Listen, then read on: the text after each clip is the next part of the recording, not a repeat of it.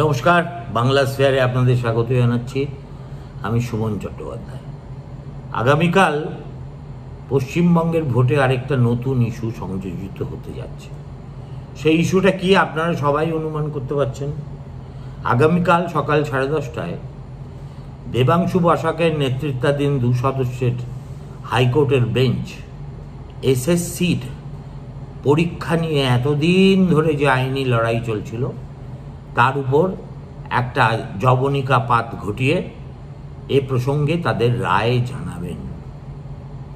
সেই রায়ে কিছু লোকের যে চাকরি যাবে তাতে কোনো সন্দেহই নেই। তার সংখ্যাটা কত হবে জল্পনা তা নিয়েই। যদি সব প্যানেল বাতিল করে দেওয়া হয় তাহলে প্রায় 23,000 কর্মরত শিক্ষক শিক্ষিকা, গ্রুপ সি গ্রুপ ডি কর্মচারী আগামীকাল তাদের চাকরি খোয়াবেন। এখন এই যে এসএসসি কেলেঙ্কারি, এর প্রেক্ষাপট আপনারা সকলেই জানেন। আমি শুধু এর সারাংশটুকু আপনাদের মনে করিয়ে দিতে চাইছি, যাতে আগামীকাল অর্ডারটা এলে আপনারা বুঝতে পারেন প্রেক্ষাপটটা কী ছিল। এই যে ধুন্ধুমার হওয়া একটা কেলেঙ্কারি, যে কেলেঙ্কারির ফলে আজকে প্রাক্তন শিক্ষামন্ত্রী পার্থ চট্টোপাধ্যায় সহ শিক্ষা দপ্তরের অনেক পদস্থ আমলা এই অসহ্য গরমে প্রেসিডেন্সি জেলে অথবা অন্য কোনো জেলে দগ্ধ হচ্ছেন, তার সূচনা হয়েছিল অভিজিৎ গঙ্গোপাধ্যায়ের এজলাসে। তিনি একের পর এক তদন্তের নির্দেশ দিয়েছিলেন। সিবিআই তদন্ত, সিবিআই এর পিছন পিছন ইডি এলো। তারপরে তিনি কলমের এক খোঁচায় 36,000 লোকের চাকরি খেয়ে নেন।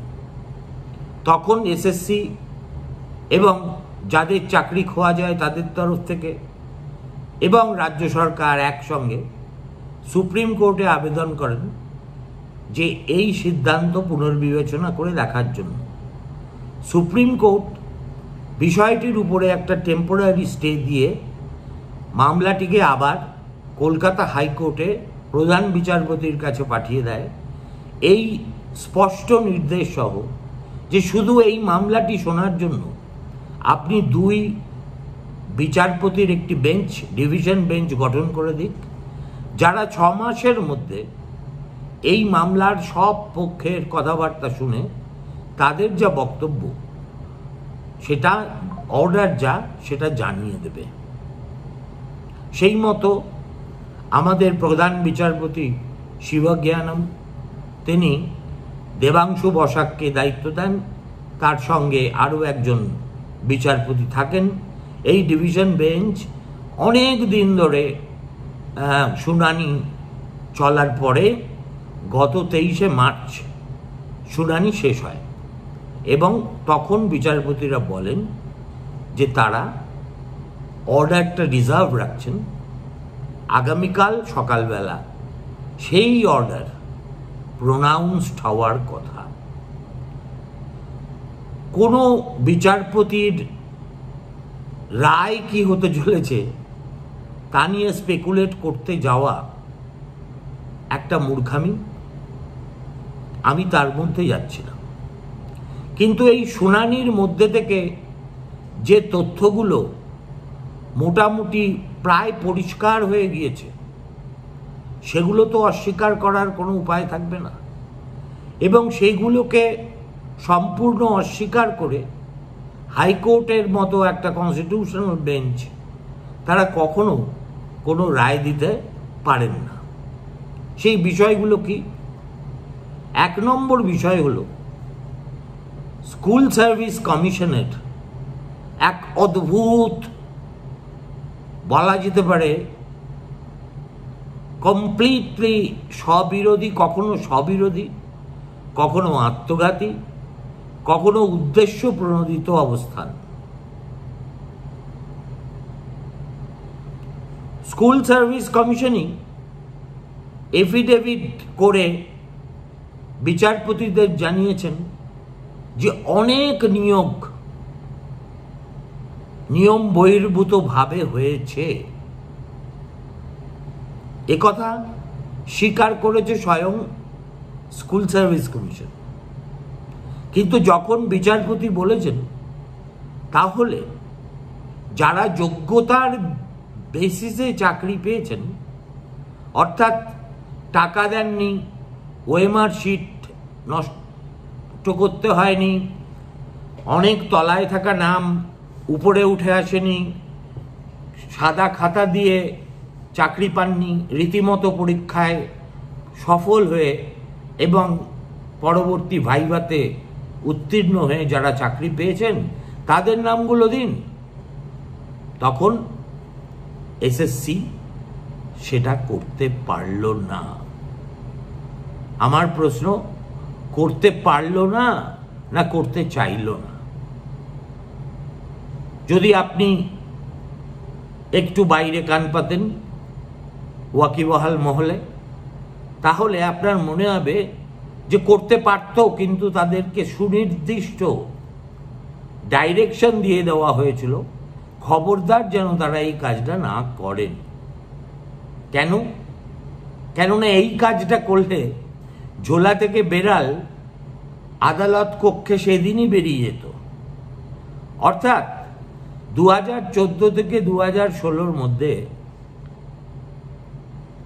ক্লাস 9, 10, 11, 12, গ্রুপ সি এবং গ্রুপ ডি এতগুলো স্তরে চাকরিকেই একত্রে এসএসসি স্ক্যাম বলা হচ্ছে। যদি দেখা যেত যে সত্যি মেরিটের বেসিসে যারা পেয়েছেন তাদের সংখ্যা এই হাজার হাজার চাকরি পাওয়া প্রার্থীর মধ্যে একটা সমুদ্রে এক ঘটি জলের মতো, তাহলেই প্রমাণ হয়ে যেত আদালত কক্ষে রায় বেরোনোর আগেই যে কতখানি জল তাহলে এই নিয়োগের ক্ষেত্রে মেশানো হয়েছে।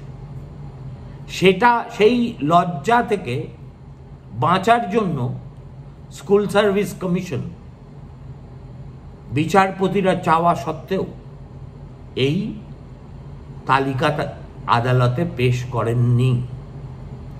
ফল দাঁড়ালো এই, বিচারপতি যেসব মন্তব্য করেছেন প্রথম দিন থেকে এই মামলা সম্পর্কে, তার অর্ধেকও যদি তার রায়ে প্রতিফলিত হয়, তাহলে তিনি যেটা বলতে চাইছেন বা বলতে চেয়েছেন সেটা খুবই যুক্তিসঙ্গত একটা কথা।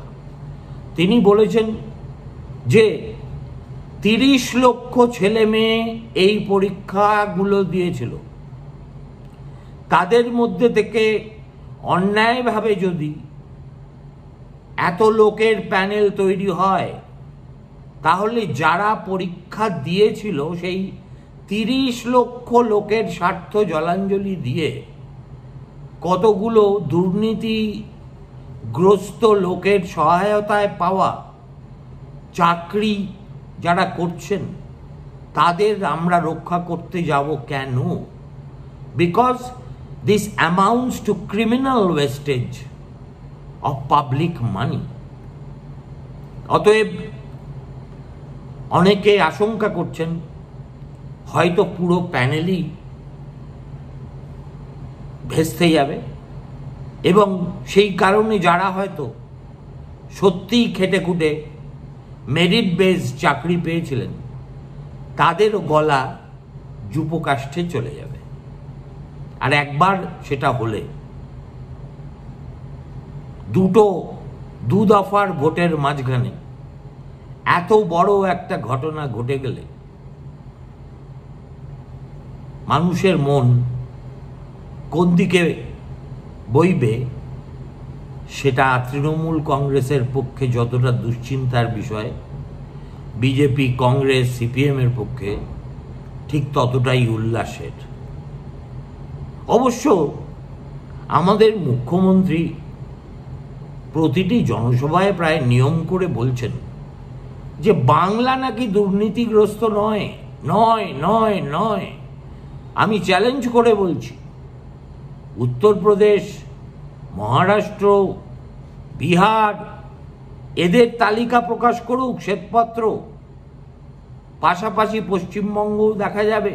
অর্থাৎ দুর্নীতির বিষয়টাকে মুখ্যমন্ত্রী সচেতনভাবে, এই যে শিক্ষায় দুর্নীতি, কয়লা পাচার নিয়ে দুর্নীতি, গরু পাচার নিয়ে দুর্নীতি, বালি পাচার নিয়ে দুর্নীতি, এই অভ্যন্তরীণ দুর্নীতিগুলোকে বেমালুম চেপে গিয়ে স্রেফ কেন্দ্রীয় বঞ্চনার দাবি প্রতিষ্ঠিত করার জন্য ওই যে প্রধানমন্ত্রী আবাস যোজনা নির্মাণে দুর্নীতি এবং মানরেগাতে অজস্র ভুয়ো কার্ডের দুর্নীতি, সেটাকেই জনতাকে খাওয়ানোর চেষ্টা করছে। আগামীকাল যদি একটা ভয়ঙ্কর কোনো রায় হাইকোর্ট দিয়ে বসে, তাহলে শাক দিয়ে মাছ ডাকার চেষ্টাটা অবশ্য আমাদের মুখ্যমন্ত্রী তাতেও যে দমবেন তা তো নয়, তিনি দমার পাত্রী নন। তিনি বলে দিয়েছেন আমি একাই 100, তার কাউকে দরকার নেই, কোনো সঙ্গী সাথী কিচ্ছু দরকার নেই। তিনি একাই যেমন এসেছেন একাই চলে যাবেন, তেমনি একার কাঁধেই একার জোয়াল বয়ে নিয়ে গিয়ে তিনি তার দলকে নির্বাচনী বৈতরণী পার করিয়ে দেবেন। ফলত মুখ্যমন্ত্রীর প্রচারের উপর এর কিভাবে কতটা প্রভাব ফেলে সেটা কালকে বেলার দিকে আমরা টের পাব। আর আরেকজন যিনি দলের সেনাপতি হয়ে আবির্ভূত হয়েছেন এবং বিবিধ জায়গায় জনসভা দিয়ে করে বেড়াচ্ছেন, তিনিও টের পাবেন কত ধানে কত চাল। আমি ঠিক বলতে পারবো না। ঠিক এই ঘটনাটার কথা মাথায় রেখেই শুভেন্দু অধিকারী গতকাল সপ্তাহের গোড়াতেই বোমা বিস্ফোরণের কথা বলেছেন কিনা, বলে থাকতে পারেন, আবার নাও বলে থাকতে পারেন। কেন সে কথা আমি গতকাল বলেছি, আজকে আমি তার মধ্যে প্রবেশ করছি না। আমি আমার বক্তব্যকে এই এসএসসির নিয়োগ সংক্রান্ত মামলাতেই সীমাবদ্ধ রাখতে চাইছি। কেননা আমি মনে করি আগামীকাল যদি সত্যি হাজার হাজার চাকুরিরত ছেলে মেয়ে বা কর্মচারীদের চাকরি চলে যায়, তার সমতুল্য কোনো নজির পশ্চিমবঙ্গে কেন, ভারতবর্ষের কোথাও কখনো হয়েছে বলে আমার অন্তত জানা নেই। এই রকম একটি ঘটনার পরে কারুর যদি ছিটে ফোটা নৈতিক দায়িত্ব বলে কোনো বস্তু থাকতো,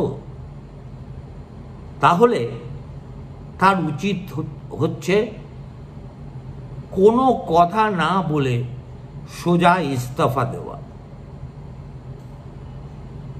এখন বর্তমানে যিনি শিক্ষামন্ত্রী, তিনি দাবি করতে পারেন এসব তো ভাই আমার জমানায় হয়নি, তাহলে আমি কেন দিতে যাব। অ্যাজ ইফ একটা মিনিস্ট্রি বা সরকার পুরোটাই হচ্ছে যে মন্ত্রীকেন্দ্রিক, তা তো নয়। সরকার ইজ এ কন্টিনিউয়াস ফেনোমেনন। সুতরাং পূর্বসূরির পাপের দায় উত্তরসূরিকেই নিতে হয়। আর এমন নয় যে উত্তরসূরি গত 2.5 বছরে এমন কিছু প্রমাণ করতে পেরেছেন যেটা তার ব্যক্তিগত সদিচ্ছার পরিচায়ক, কিংবা নবান্নকে উপেক্ষা করে তার তো এক পা চলারও কোনো হিম্মত নেই। আপাতত তিনি সেনাপতির পিছু পিছু পশ্চিমবঙ্গ সফর করছেন, দেখতে পাচ্ছি, সে করুন। কিন্তু এরপরে যদি 10,000, 15,000, 20,000, 23,000 লোকের চাকরি চলে যায়, এই যে দীর্ঘশ্বাসে পশ্চিমবঙ্গের বাতাস, এই উত্তপ্ত বাতাস, অভিশাপের আর দীর্ঘশ্বাসে যে কতটা বিষাক্ত হয়ে উঠবে শাসক যদি সেটা বুঝে না উঠতে পারে, তবে ঈশ্বর তাদের রক্ষা করুন। কিন্তু আমার মনে হয় আগামীকালের পরে এটাই হয়ে উঠবে এবারের লোকসভা নির্বাচনের প্রধানতম ইস্যু। এই ইস্যুর সামনে বাকি সমস্ত বায়বীয় ইস্যু হাওয়ায় বিলীন হয়ে যাবে। অতএব কাল থেকে আমরা সত্যিই একটা রোমহর্ষক উত্তেজক ভোটের লড়াই এই বাংলায় দেখতে চলেছি। ভালো থাকবেন, শুভরাত্রি, নমস্কার।